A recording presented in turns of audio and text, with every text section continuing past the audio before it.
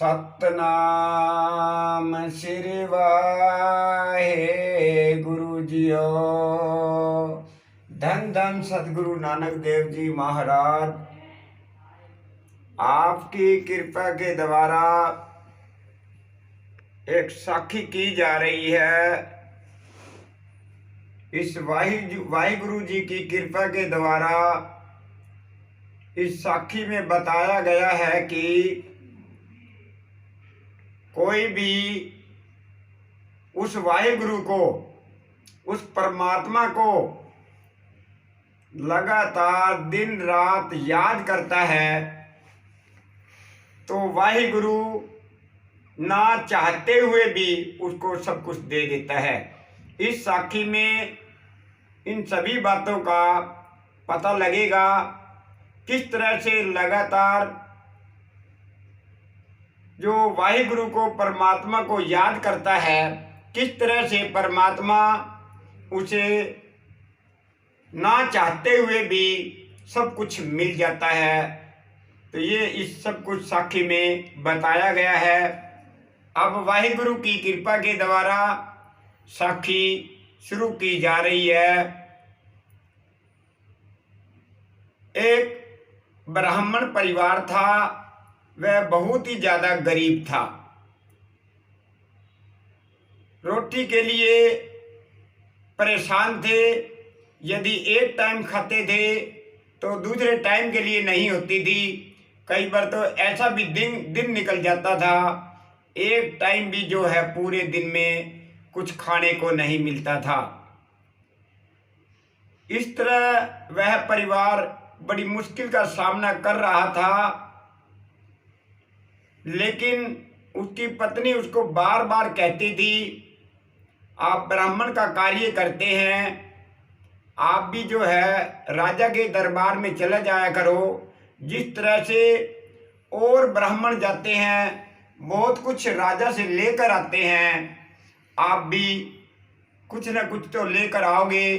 इतना तो राजा आपको भी दे देगा जिससे हमारा घर का गुजारा चल जाएगा।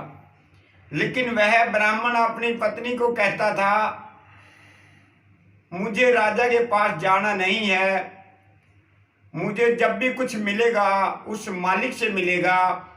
हमें उसको, पूरे परिवार को, हम उस मालिक को, परमात्मा को, वाहिगुरु को ही याद करना चाहिए। यदि हम लगातार करते रहेंगे तो वाहिगुरु जरूर हमें कोई ना कोई काम देंगे। लेकिन उसकी पत्नी इस बात पर विश्वास नहीं करती थी। वह कहती थी, ऐसे वाहिगुरु कैसे दे देगा, आप जाओगे नहीं तो कैसे दे देगा, कहीं तो जाओ, कहीं तो कुछ न कुछ जो है कमा कर लाओ। लेकिन उसको विश्वास था, मुझे जाना भी कहाँ है, जहाँ जाना है वह वाहिगुरु अपने आप ही मुझे भेज देगा। लेकिन वह दिन रात उस परमात्मा को, वाहिगुरु को याद ही करता रहता था। उसका और कहीं भी ध्यान नहीं था। कभी यह भी नहीं सोचता था कि आज मैंने कुछ नहीं खाया है, मेरे परिवार ने कुछ नहीं खाया है, इस बात की भी चिंता नहीं करता था। वह तो लगातार उस परमात्मा को ही याद करता रहता था। सुबह भी बहुत जल्दी उठ जाता था और वाहिगुरु को याद करता रहता था। रात तक जो है वाहिगुरु को ही ध्यान में लगा रहता था। लेकिन उसकी पत्नी बार बार कहती थी, आप कहीं जाएं, यदि आपको कहीं जाने का रास्ता नहीं मिलता तो राजा के दरबार में तो सबके लिए छूट है, आप जा सकते हैं। लेकिन वह ब्राह्मण एक ही बात कहता था, जब वाहिगुरु की अनुमति होगी तो मैं जरूर जाऊंगा। एक दिन सपने में जो है उसको परमात्मा की तरफ से आदेश मिले, आप राजा के दरबार में जाओ और आप कुछ न कुछ जरूर आपको मिलेगा। जब जो है उसके मन में आ गई, पहले तो वह डरता था, ये सोचता था मैं गरीब हूँ, मैं क्या बता सकता हूँ राजा को, राजा यदि कुछ पूछेगा तो मैं क्या बता सकता हूँ। लेकिन जब उसको सपने में परमात्मा ने, वाहिगुरु ने जो है अनुमति दी कि आप जाओ, आपको कुछ न कुछ राजा की तरफ से जरूर मिलेगा, वह ब्राह्मण जो है राजा के दरबार में चला गया था। उस ब्राह्मण का नाम टिड्डा था। जब वह राजा के दरबार में गया तो और भी बहुत से वहाँ ब्राह्मण बैठे थे, लेकिन राजा कभी किसी से जो है ब्राह्मण से कुछ न कुछ पूछता रहता था। लेकिन वह जो टिड्डा ब्राह्मण था वह बहुत गरीब था। आप पता ही है आपको, गरीब का सभी लोग जो है मजाक करते हैं। केवल गरीब का कोई साथ देता है, गरीब का कोई हाथ पकड़ता है तो वह है वाहिगुरु, और कोई भी नहीं पकड़ने वाला नहीं होता। वह है परमात्मा, भगवान वाहिगुरु का हाथ पकड़ता है। और तो सभी लोग, समाज के जो लोग होते हैं वह तो मजाक ही करते हैं। जैसे वह दरबार में और ब्राह्मणों के पास बैठा था, सभी ब्राह्मण जो है उसका मजाक करते थे, क्योंकि वह गरीब था इसलिए उसका ज़्यादा मजाक किया जा रहा था। राजा आया और राजा ने उन ब्राह्मणों से पूछा, बताओ कि मेरी मुट्ठी में क्या है। अब सभी जो है उस गरीब का ही मजाक कर रहे थे। ये कहने लगे ब्राह्मण, ये जो टिड्डा जो ब्राह्मण है ये बताएगा आज राजा की मुट्ठी में क्या है। लेकिन उस टिड्डा ब्राह्मण के मन में आ गई कि मुझे तो कुछ पता ही नहीं है, लेकिन परमात्मा ने ही मुझे भेजा है। लेकिन फिर भी जो है उसके मन में ये था कि मैं क्या बताऊं। उसने अपना नाम ही ले दिया, ये कहा कि राजा की मुट्ठी में टिड्डे की जान है। उसका कहने का अर्थ यही था कि मेरी जान राजा की मुट्ठी में है। यदि मैं कुछ नहीं बता सकता तो राजा की इच्छा मेरे ऊपर कुछ भी मेरे को जो है कह सकते हैं, कुछ भी कर सकते हैं मेरे लिए। तो वास्तव में जब देखा, उसने ये कहा तो इस ढंग से था कि राजा की मुट्ठी में मेरी जान है, कहने का मतलब उसका टिड्डा था, टिड्डे की जान है। तो ये कहा था, वास्तव में उस राजा की मुट्ठी में टिड्डा ही था। तो जब ये बात देखी तो राजा बहुत उस टिड्डा ब्राह्मण से खुश हुआ और उसको कुछ असरफियाँ देकर उसको जो है बड़ा प्रसन्न किया। और वह शाम को जब घर आया तो वह सोचने लगा कि आज तो जैसे तैसे जो है काम चल गया, यदि फिर आगे से यदि कुछ पूछ लिया तो फिर क्या होगा। उसकी पत्नी ये कहने लगी कि जो है कुछ नहीं होगा, जो सब कुछ जो है ठीक हो जाएगा। लेकिन वह टिड्डा ब्राह्मण अपनी पत्नी को भी ये कहने लगा, हो तो जाएगा, ऐसे नहीं होगा, उस वाहिगुरु की कृपा से ही हो सकता है, मेरी इच्छा से नहीं होगा। यदि वाहिगुरु की कृपा होगी तो सब कुछ हो जाएगा। लेकिन वाहिगुरु को याद करके, परमात्मा को याद करके अगले दिन फिर जो है वह दरबार में, राजा के दरबार में चला गया। इस तरह से 5-7 दिन जैसे ही वह जाता रहा। और वो जो ब्राह्मण थे मजाक तो जरूर करते थे, लेकिन मन मन में ईर्ष्या भी, उनको जलन भी होने लगी थी। कैसे इसने जो है राजा की मुट्ठी में बता दिया था कि टिड्डे की जान है, यह एक बहुत बड़ी बात थी। मजाक जरूर करते थे लेकिन अंदर से अंदर जल जरूर रहे थे। इस ब्राह्मण को कैसे पता लगा। अब कुछ दिन जैसे बीते, राजा ब्राह्मण टिड्डा रोज जो है राजा के दरबार में जाता और ब्राह्मणों के पास बैठ जाता, बातचीत करते रहते। लेकिन एक दिन ऐसा आया, राजा के दरबार में चोरी हो गई। अब राजा ने ये कहा, बताओ भाई ब्राह्मणों, किसने जो है मेरे दरबार में, मेरे महल में चोरी की है। अब सभी जो है वही मजाक करने लगे, टिड्डा ब्राह्मण बताएगा। अब राजा को भी यह विश्वास हो गया था कि इसने पहले भी जो है टिड्डा ब्राह्मण ने ये बता दिया था कि मेरी मुट्ठी में टिड्डे की जान है। तो अब राजा ने भी उससे ये कहा, भाई पंडित जी आप ही बताएंगे कि चोरी किसने की है। अब उस टिड्डा ब्राह्मण ने ये कहा कि राजन, मुझे 11 दिन की मोहलत दीजिए और मैं इस पर विचार करके आपको जरूर बताऊंगा। यह बात सोचकर वह घर आ गया और वह पढ़ा लिखा बिल्कुल नहीं था, चिंता में पड़ गया, अब क्या बताऊं। लेकिन उसको और कुछ भी नहीं सूझा, यही सोचता रहा, हे वाहिगुरु, हे परमात्मा, अब जो है इज्जत, सम्मान, लाज आपने ही रखनी है। अब मेरे हाथ में कुछ भी नहीं है। पहले भी जो है आपने ही इज्जत रखी है, अब भी आपने रखनी है। यह कहकर वह दिन रात उस मालिक को याद करता रहा और अपनी पत्नी को बोला, ऐसे करो, आप 11 लड्डू बना दो, मैं एक रोज खा लूँगा, मुझे ये पता लग जाएगा कि जो है बाकी कितने दिन रह गए राजा को जो है बताने के लिए भाई चोर कौन है। क्योंकि उसको इतना भी नहीं पता लगता था कि 11 दिन कब बीत जाएंगे।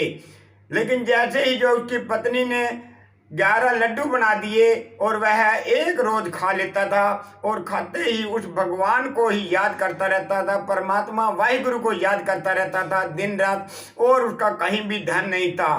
रात को रोज जो है ये लड्डू गिन लेता था। बाकी जो है कितने दिन रह गए बताने के लिए, यदि नहीं बताया गया तो पता नहीं कितनी बड़ी जो है मुझे सजा मिलेगी। एक दिन जो है वह लड्डू जैसे ही गिन रहा था, 1 2 3 4 ऐसे 7 तक जैसे गिने, तो जो है चोर जो है ये सोचने लगे थे कि आज जो है उस टिड्डा ब्राह्मण के पास चले जाएं, क्योंकि उसने पहले भी ये बता दिया था कि राजा की मुट्ठी में टिड्डे की जान है। तो अब भी जो है उसके ये पता लग जाएगा कि चोर कौन है। अभी जो है उस टिड्डा ब्राह्मण से माफ़ी मांगकर और ब्राह्मण से जो राजा से जो है माफ़ी, वो हमारे माफ़ी दिला देंगे ब्राह्मण जी, इसलिए जो है हम टिड्डा ब्राह्मण के पास ही जाते हैं। वो 7 चोर जो है जैसे ही जो है उस टिड्डा ब्राह्मण के घर जा रहे थे और वह लड्डुओं को गिन रहा था, जैसे उसने 7 तक गिनती की तो वह गिन तो इसलिए रहा था कि बाकी 7 दिन रह गए हैं, लेकिन चोरों ने ये सोचा कि इस टिड्डा ब्राह्मण जी को ये पता लग गया कि हम 7 ही हैं। तो जब तो और भी वह घबरा गए, उन्होंने जो है टिड्डा ब्राह्मण का दरवाज़ा खटखटाया और ये कहा, पंडित जी दरवाज़ा खोलना। जैसे उसने खोला दरवाज़ा और उसके पैरों को जो है 7 के 7 चोर लिपट गए और पैर पकड़ लिए। ये कहा, पंडित जी हमें माफ़ कर दो, हम ही चोर थे, किसी तरह राजा से भी माफ़ी दिवा दो, आगे से ऐसा कार्य नहीं करेंगे। तो पंडित जी ने, टिड्डा ब्राह्मण ने ये सोचा, कोई बात नहीं, मैं तुम्हें माफ़ी दिला दूंगा, कल जो है तुम राजा के दरबार में पेश हो जाना, इस समय आ जाना, लेकिन माफ़ी मैं आपको ज़रूर दिला दूंगा। उस ब्राह्मण ने, टिड्डा ब्राह्मण ने ये सोचा, देखा कि किस तरह से वाहिगुरु को याद करने से, परमात्मा को याद करने से अपने आप ही जो है सारे कार्य सिद्ध हो रहे हैं। लेकिन यदि उस वाहिगुरु को कोई लगातार याद ना करे तो कभी भी काम सिद्ध नहीं हो सकते। अगले दिन जो है वह पंडित जी, जो टिड्डा ब्राह्मण था, वह राजा के दरबार में गया और उसने राजा को सारा कुछ बता दिया कि चोर जो है, चोरों का पता लग गया, आज चोर आ जाएंगे। जैसे ही जो है वह टाइम समय दे रखा था, वह चोर राजा के दरबार में पहुंचे तो राजा को उस ब्राह्मण ने ये कह दिया था, इनको आज माफ़ी दे दीजिए, आगे से ये चोरी नहीं करेंगे। राजा बड़ा प्रसन्न हुआ और उसको प्रसन्न होकर बहुत जो है धन उस टिड्डा ब्राह्मण को दे दिया और सारे के सारे जो और ब्राह्मण थे वह जलने लगे, कैसे जो है इनको पता लग जाता है। और वह बहुत सा धन लेकर घर जब गया, लेकिन चिंता में खो गया, यदि आगे से अब कुछ हुआ तो कैसे होगा। लेकिन उसकी पत्नी ये कहने लगी, अब तो आपको उस वाहिगुरु के ऊपर विश्वास है, वो जो भी कुछ होगा वही जो कुछ करेंगे वो ठीक करेंगे। वो ये कहने लगा, ब्राह्मण, टिड्डा ब्राह्मण, बिल्कुल ठीक बात है, मेरा जो भी साथ देंगे वाहिगुरु देंगे। लेकिन फिर भी वह चिंता में जरूर खो गया कि ये हर समय जो है क्या वाहिगुरु ही साथ दिए जाएंगे, वाहिगुरु हर बार जो है वाहिगुरु मेरी रक्षा करेंगे। यह सोचकर जो है वह ये सोचने लगा कि अब तो मुझे इस राज्य से बाहर ही जाना जरूरी है, नहीं तो मुश्किल हो जाएगी। क्योंकि उसका कहने का अर्थ यही था कि राजा ने उसको राजकीय ब्राह्मण घोषित कर दिया था। टिड्डा ब्राह्मण को जो राजा ने राजकीय ब्राह्मण घोषित कर दिया था और उसके पास धन भी बहुत हो गया था, लेकिन फिर भी वाहिगुरु को तो याद करता रहा। याद करते करते वह रात को जंगलों की साइड निकल गया और ये सोचने लगा कि राजा के दरबार में नहीं जाऊंगा। जैसे ही जो है जंगलों की तरफ जा रहा था, आवाज आई, ए ब्राह्मण, ए पंडित जी, आप कहाँ जा रहे हो? आप चिंता मत करो, आपके साथ जो है हमेशा के लिए वाहिगुरु जी साथ हैं, आप चिंता ना करो, आप जैसा भी काम करोगे वैसा ही आपको फल मिलेगा। आप किसी प्रकार का कोई भी कार्य करो, आपको घबराने की कोई चिंता नहीं है, जब आप कैसा ही काम करो, लेकिन आप उस परमात्मा को याद करते रहना, लेकिन आपको किसी प्रकार की कठिनाई नहीं आ सकती। यह जब उसने आवाज़ सुनी तो वह वापस आया। जैसे वापस आकर घर आया, अगले दिन वह राजा के दरबार में गया। उसने सोचा कि मुझे आवाज़ आई है मालिक की तरफ से, अब मैं क्या चिंता करूँगा, अब मैं और देखता हूँ किस तरह जो है वाहिगुरु मेरा इतना साथ दिया और कितना देंगे।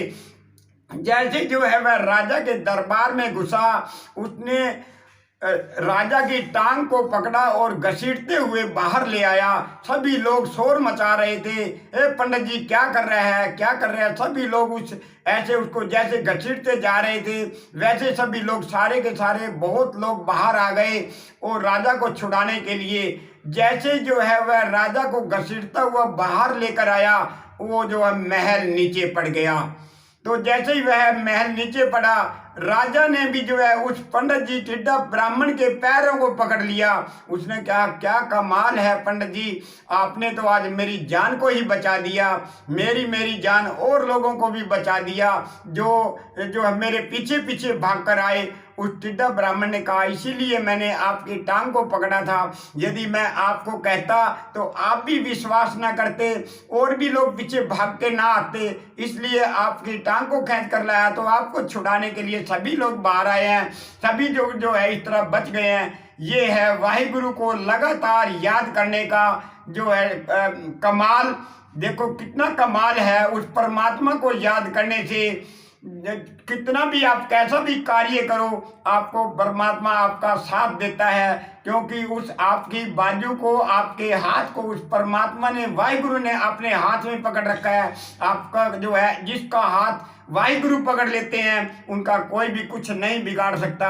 राजा ने उस ब्राह्मण को ही जो है राजा बना दिया और ये कहा कि मेरे बाद आप ही जो है इस राज्य के राजा होंगे। इतना जो है उसने इतना कुछ मिल गया, ये जो भी सब कुछ मिला आपको पता ही लग गया है उस वाहिगुरु को याद करने से। जो भी लगातार वाहिगुरु को याद करेगा, उस परमात्मा को याद करेगा, मान के आप चलना कि जो भी कुछ आप चाहते हो उससे भी आपको बहुत कुछ अधिक मिलेगा। लेकिन बात एक ही है कि आप उस वाहिगुरु को लगातार याद करो, नियम अनुसार याद करो। सुबह शाम दोपहर जब भी आपको समय मिले उस वाहिगुरु को याद करते रहो, तो आपको किसी प्रकार भी कोई भी जो है कमी नहीं आ सकती। वाहिगुरु जी का खालसा, वाहिगुरु जी की फतेह।